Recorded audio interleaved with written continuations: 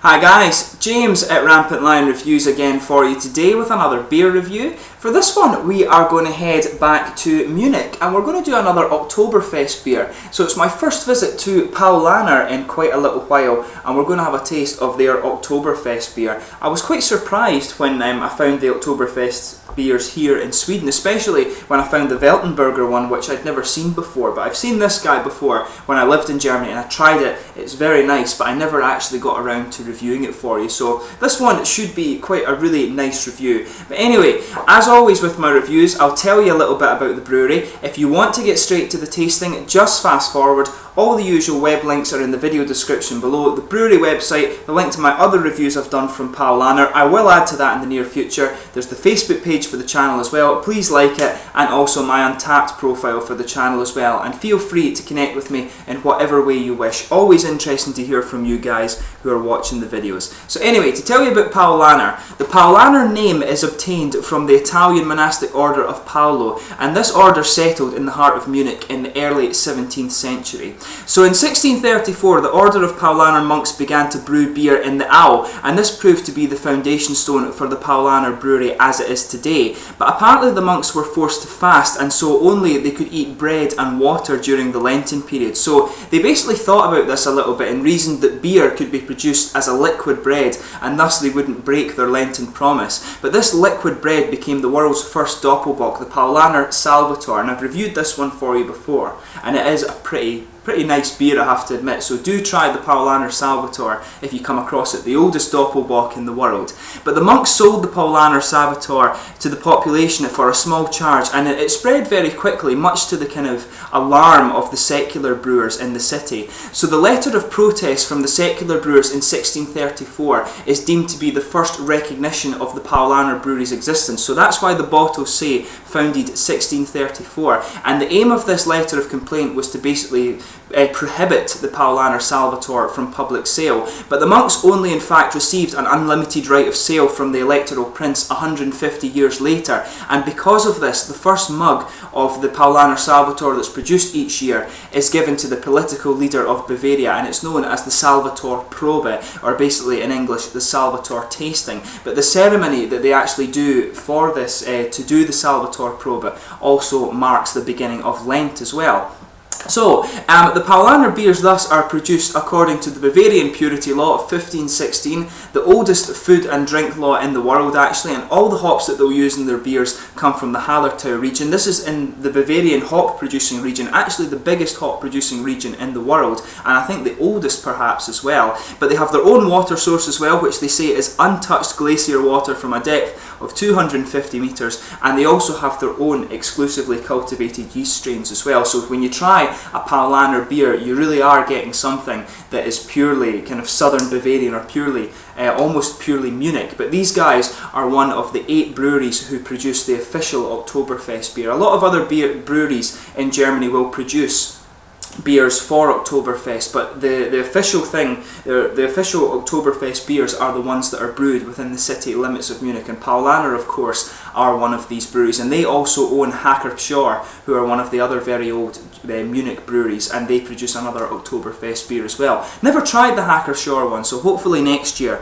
I can get a hold of that one here. But just to list the other thing about this one is, as I said, one of the biggest the breweries that produce the Oktoberfest beers, and they're also the 8th best-selling brewery in all of Germany, and the company belongs to the Brau Holdings AG BHI group, which is also partly owned by Heineken as well. But the other Paulaner beers include the Münchner Helles, the original Münche Dunkel, and they also have the Lager beer, the Dunkel, the Naturtrub Hefeweizen, the Salvator of course, Haus Original and Premium Pils, Keller beer, Nockeberger, which is it's another Keller beer as well. They have this guy, the Oktoberfest beer, and the Marzen beer as well. So there's quite a big range of Paulaner beers, and they also produce Hackerpschorr, like I said as well. So check out the Hackerpschorr beers and the Paulaner ones. But without further ado, let's get stuck into this guy then. So I'll just bring up the camera and let you have a little look at the artwork on this beer. So this one is a 6% Oktoberfest beer. I think it's an Oktoberfest Marzen,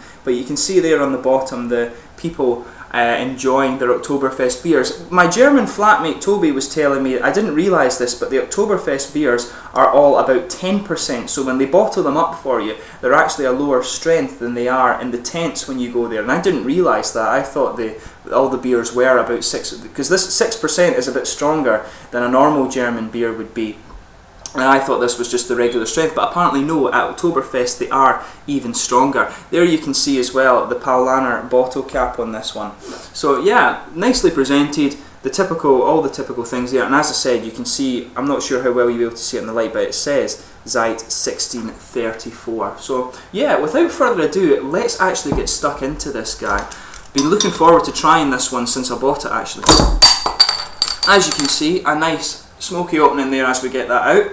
I've not managed to find a German tankard glass since I've been here in Sweden yet, so I'm having to use my my little tulip glass that I got from the local brewery here. So I'll need to find a nice German tankard glass. I have one at home, but I couldn't bring that to Sweden with me when I moved. But this one does the job when it comes to reviewing. But as you can see, it's poured a really kind of bright, pale golden straw colour there. There's a finger of a frothy white head in there. It looks really nice. Some big bubbles sticking towards the side of the glass, but quite a few little ones just going up towards the bottom of the head there. Looks a very nice beer, and as you can see, if I put my fingers behind that, it is transparent. The glass is kind of steamed up a little bit just because of the difference in temperature, but it looks a really nice beer. All of the German beers, whenever you pour them, you can just tell the kind of quality of these beers when they come out the tap.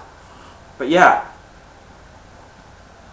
so in terms of the aroma with this beer, you've got a nice, as you would expect, it's quite a malt forward nose, this one. So you've got a big bready aroma coming out of it. Some of that typical nice German white bread that is very famous in Munich, of course. But there's a bit of a kind of grainy note coming out of it, a sort of cereally character as well. And you can also get some of the sweet caramel and honey notes as well. The caramel and honey is a little bit toasted, I should point out as well. And you can also pick out those typical German noble hop characteristics too. So you've got a nice little bit of earthy character in there, just a mild hint, but mainly a floral and sort of aromatic grassy hop note coming out of this beer. Hallertau hops really are pretty awesome, and the Tecknang ones as well from Baden-Württemberg are really nice. The German hops, it's a very distinct taste, and if you try a lot of different beers, you will get to know these different flavours.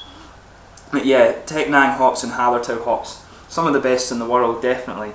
But as I say, this beer is quite malt forward, some nice German white bread, a little bit of cereally character as well, but a good bit of sweet caramel and honey, and it's also a little bit toasted. And those German noble hop aromas in there, a little bit of earthy character and a kind of floral, grassy, aromatic note as well. So without further ado, let's get stuck into this guy. So this is the Paulaner Oktoberfest beer from Paulaner Brauerei in Munich, Bavaria, Germany. Prost.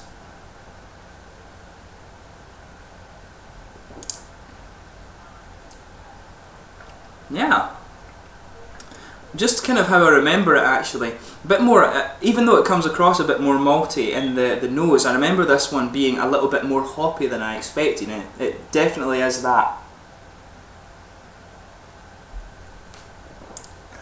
But yeah, when you first take the beer in, it comes across as being a bit more hoppy. You get a good, slightly floral and slightly aromatic hop character comes off this one when your palate is first adjusting to the flavour, but then it starts to become a little bit more malt forward, so you get a good bit of German white bread character. That, as I say, that just blankets the middle of your tongue there. And the cereals, there's a bit of a kind of cereal dry character in the middle of the palate too.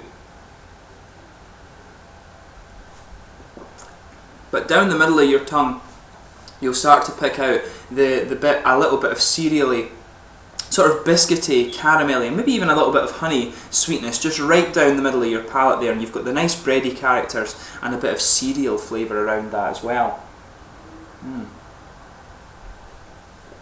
But yeah, the sweetness builds in the beer a little bit as you go through it, but a nice bready malt base right in the middle of the palate. It's one of the typical characteristics of these Munich beers. I really enjoy the Dortmunder Helles and the Munich Helles beers. Munich Helles I always found tended to be a bit more bready, whereas the Dortmund Helles was a bit more hoppy forward. And I remember trying this beer before and thinking that this was almost a bit of a middle ground between it, but just you can taste a little bit more of the alcohol in this one as well. The malt base in this beer does taste just that little bit more dark and a little bit more boozy than some of the other Paulaner beers, and it is 6%, so in comparison to some beers it's not too strong, but at the same time it is stronger than a normal Munich Helles really. A normal Munich Helles will be somewhere between 4 and 5%, I would guess.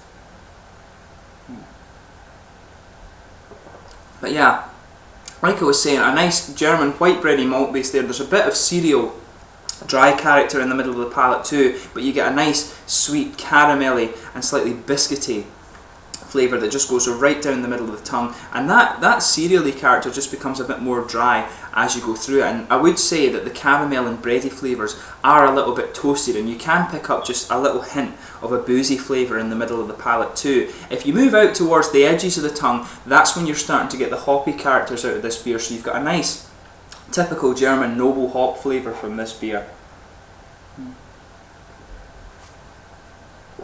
So at the back corners of the palate there is perhaps just a little touch of earthiness, but it is very mild. Around the edges of the palate, when you move further forward, it becomes a bit more grassy and a bit more floral, and it's actually really quite nice. It's a very nice smooth floral hop character that's in this one, I would say. Yeah, really quite nicely done, I have to admit. A really nice tasting beer this. It's nice and sessionable, and it is just that little bit stronger too. But yeah, really nice beer. I mean, if you do like the Oktoberfest beers, I would recommend that you give this guy a go. I need to try the other ones as well. I've got a few in my cupboard over there that I'll review for you over the next few days, but this is a really nice one, I have to admit. So in terms of the mouthfeel of this beer, definitely light to mid-bodied. It's got quite a smooth carbonation. The carbonation initially comes in with just a little bit of bite to it, and that helps bring out some of the floral and aromatic characters in the flavour of the beer. But overall, there's a good malty sweetness to this one. There is a bit of dry character from the malt as well. As I said, that kind of cereal flavour has a bit of dry character to it, and as you move into the aftertaste, the hoppy, the floral and aromatic hops that come out of this beer, there is a wee bit of a citrusy fruit in this beer too, but very mild. But the hoppy characteristics of this beer become a little bit more dry and bitter as you move into the aftertaste of the beer, and the lingering flavour in the aftertaste definitely has a bit of that floral and aromatic character from the Hallertau hops, and maybe just a little bit of a kind of slightly citrusy fruit behind the very front of the tongue. But overall, this is a really nice beer, and I'm glad that I finally got to review the Paulaner Oktoberfest beer. I've been wanting to do this beer for quite a little while, but for my next one, hopefully my next Paulaner beer review, hopefully I have a German tankard, because I haven't been able to find that here in Sweden yet, so fingers crossed I can find one fairly soon. But anyway, I hope you've enjoyed this beer review. Been really cool to return to Paulaner in Munich for this one. Still got a few more reviews I can do from Paulaner, so hopefully I can do those in the future. As always, please let me know in the comment section below your own thoughts on this beer if you do happen to have tried it before. I hope you've enjoyed this review, and there will be a return to Paulaner in the fairly near future. Until my next beer review though, please like, subscribe, share, all the usual YouTube stuff. I'm going to review a few other Oktoberfest beers for you over the coming days, so tune in for those. I thank you again for watching my beer reviews. Please like, subscribe, share, and I will catch you soon. Prost.